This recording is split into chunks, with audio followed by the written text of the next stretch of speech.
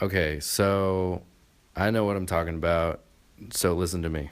Here we have a picture of a frat boy, and look at him. He's having just such a great time. He's about to just improve his life so much.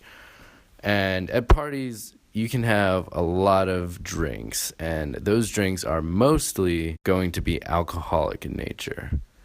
And sometimes it's fun, but sometimes it gets out of hand. And then it can end up bad, like this. But wouldn't you want to wake up on the right side of the bed the next day with the sun shining through your window, all happy and stuff, instead of horribly hungover with a terrible headache, and now your whole day is slowed down just because last night you partied too hard? So you may think that you can just function normally when you're hungover, or like eat a banana or something, or Google something that would work as a hangover cure and then just move on through your day normally. But the fact is that you can't. And if you don't believe me, just watch this.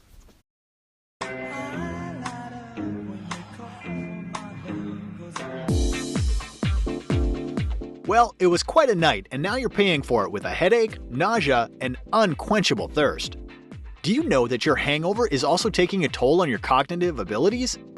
A recent study confirmed that among the undesirable residual effects of a hangover is diminished mental acuity.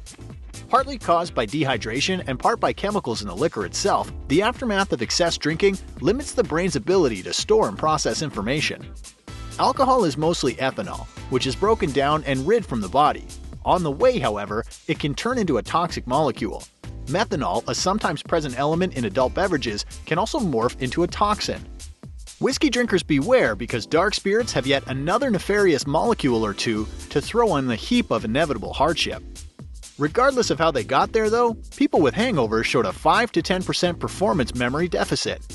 Reaction times also appeared to be compromised, reducing abilities by the equivalent of 20 years of aging. What do you think? How do hangovers impact you? Now, it may sound like we're opposed to alcohol, but that's not the case at all. Getting hangovers and waking up with a missing tooth only occur when you drink out of proportion.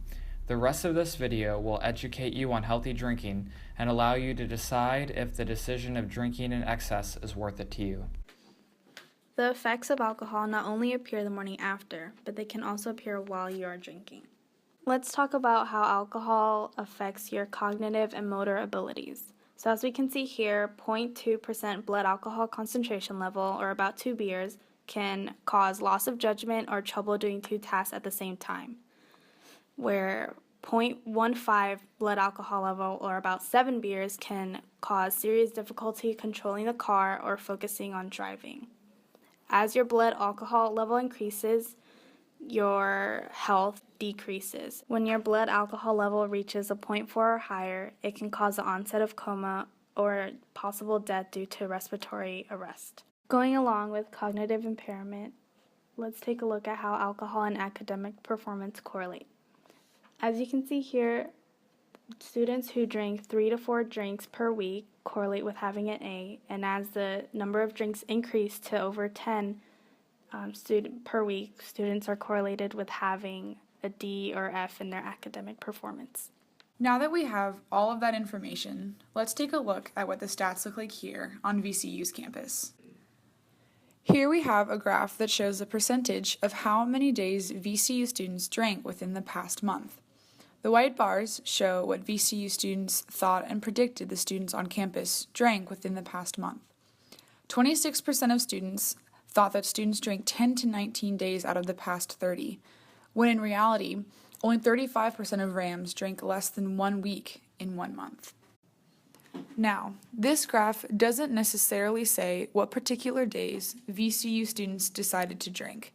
However, the amount of days students decided to drink adds up pretty close to the amount of days in the weekends provided in the month recorded, which is prime time for parties and socializing events where alcohol would be present. Here's a graph that shows the percentage of VCU students that drank a particular number of drinks the last time they went to a party or went out socializing. The white bars represents what Rams think, where the black bars represent what Rams actually do. A little more than half of Rams believe that students have 1 to 4 drinks when they go to a party or socialize, with a close second at 5 to 10 drinks.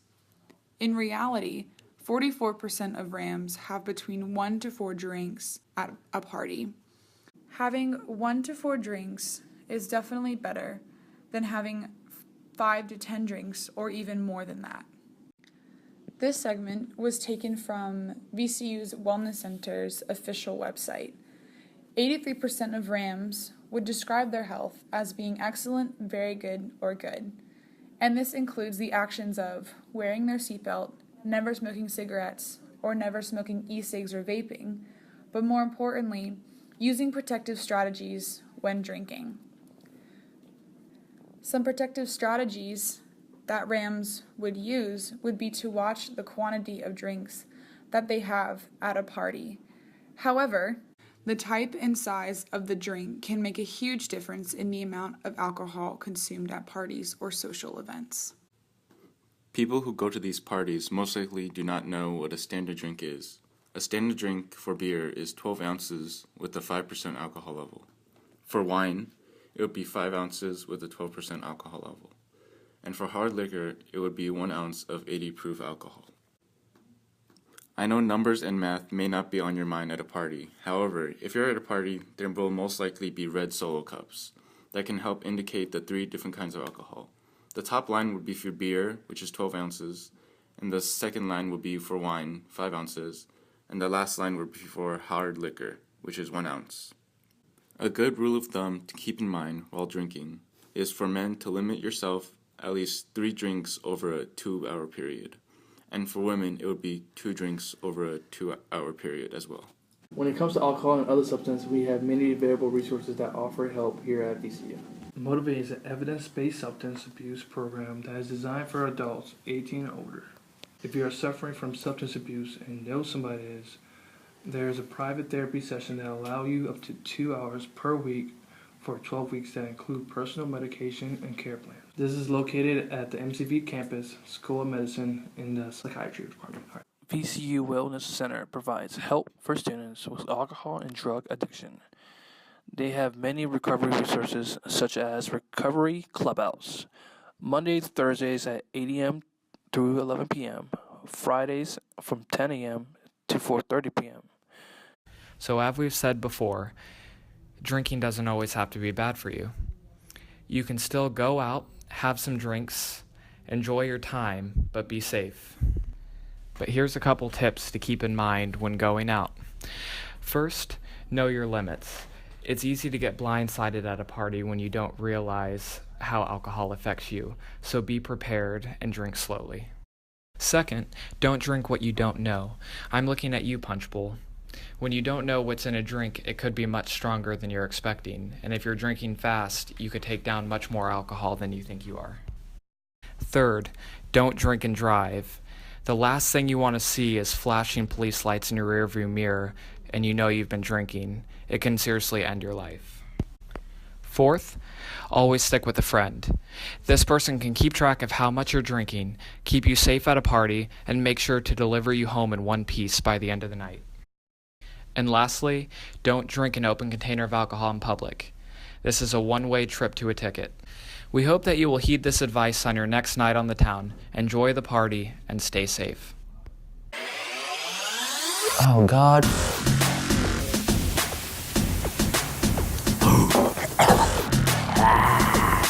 Another!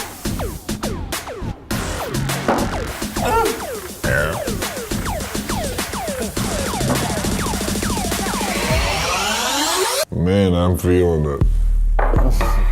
Tastes like hatred. This is the mistake train. Feel like an octopus. I felt like this when I hit my head really hard once. My arms have multiplied. My fingers are going farther than I am. Anything is possible. But do they feel comfortable? I mean, no, they're too long. Your shit is just thrown into the universe, and everything's gone, and you're like a little sad, but you also kind of want to dance at the same time.